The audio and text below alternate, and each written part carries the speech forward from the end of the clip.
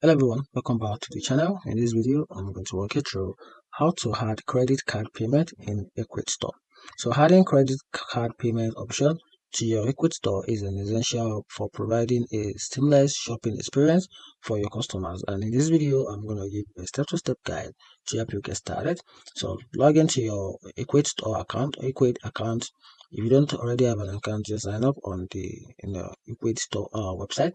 Then after that, in your Ecwid dashboard, navigate to the payment under the settings menu, then add a payment method. So to do that, click on the add payment method and select credit card from the list of available options.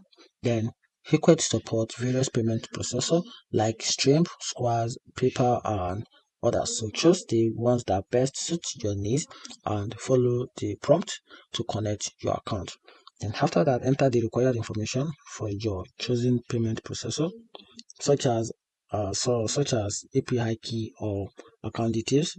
Make sure to enable the credit card payment option in your settings. And after that, once you've configured the payment settings, save the changes to activate the credit card payment option for on your store. And that's a simple way or a simple guide to add credit card payment in Ecwid Store. If you find this video helpful, turn on the notification button and follow for more content like this.